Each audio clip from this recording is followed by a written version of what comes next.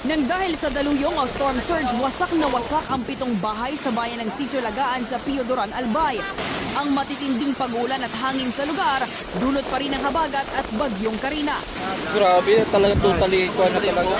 Ang ilan sa mga kagamitan ng residente tinangay ng malalakas na alon. Kung hindi wasak, halos malubog naman sa baha ang iba pang bahay. Ang mga residente sinusubukang isalba pa ang ilan sa kanilang kagamitan. Nagbigay naman ng tulong ang alkalde sa mga apektado.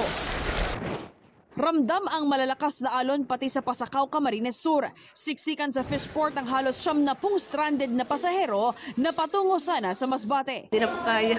Sa linggo pa kami dito. Ayon sa Philippine Coast Guard, mismong ang shipping line na biyaheng Masbate-Pasakaw ang nagsuspinde ng biyahe. Malakas yung dagat natin. Kahapon pa sila nag-cancel. Sila na mismo nag-cancel nung hindi na sila naghihintay ng cancellation natin. Sa Catanduanes, suspendido rin ang biyahe mula San Andres Port patungong Tabaco Port Albay at Balican. Sa Camarines Norte, ipinagbabawal din ang pagbiyahe ng kahit anong sasakyang pandagat at ilang fishing activities. Malalakas na hampas ng alon din ang bumabayo sa baybayin ng Pinamukan proper sa Batangas City. Ang palutang-lutang na bangkang yan, hindi maitaas dahil sa tindi ng lakas ng alon.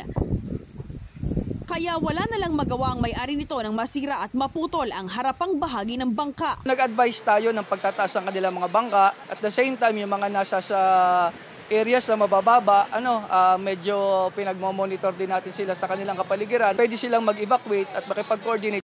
Wala namang pader ngayon ang bahay ng isang pamilya sa Batangas City dahil pa rin sa malakas na paghampas ng hangin at ulan. Sa Matabungkay Beach naman sa Lian, Batangas, sira-sira rin ang ilang floating cottages. Sa Occidental Mindoro, wala ring tigil ang ulan. Pilit na itinulak ang tricycle na ito sa gutter deep na baha. Sa Sablayan, binaha rin ang mga residente nang umapaw ang Patrick River at Amnay River. Mahigit 300 pamilya na ang inilikas. Sa Oriental Mindoro, 3 ilog ang nasa critical level, kabilang ang Panggalaan, Bukayaw at Alag River. Sa Barangay Parang sa Calapan City, pahirapan na rin ang pagtakbo ng sasakyan dahil sa baha. Apektado rin ng baha ang mga bayan ng Bungabong at Bako. Sa Bacoor, Cavite, matinding pagbaha na rin ang nararanasan ng mga residente. Dahil sa lagpas gutter na tubig, hirap na madaanan ang highway na nagdulot ng mabigat na trapiko. Lubog din sa baha ang iba pang bahagi ng Cavite. Tutok din ng otoridad sa Molino Dam na malapit ng umapaw.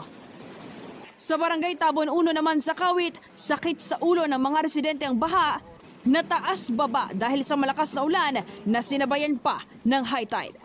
Ayon sa isang residente, bumaba na nga ang tubig di gaya kagabi. Nakakakaba naman po kasi nasira na nga po yung dingding namin.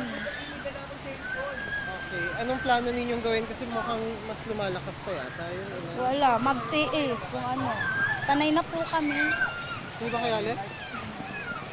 Para sa GMA Integrated News, Denise Abante ng GMA Regional TV, ang inyong saksi. Mga kapuso, sama-sama tayong maging saksi. Mag-subscribe sa GMA Integrated News sa YouTube at para sa mga kapuso abroad, samahan niyo kami sa GMA Pinoy TV at sa www.gmanews.tv.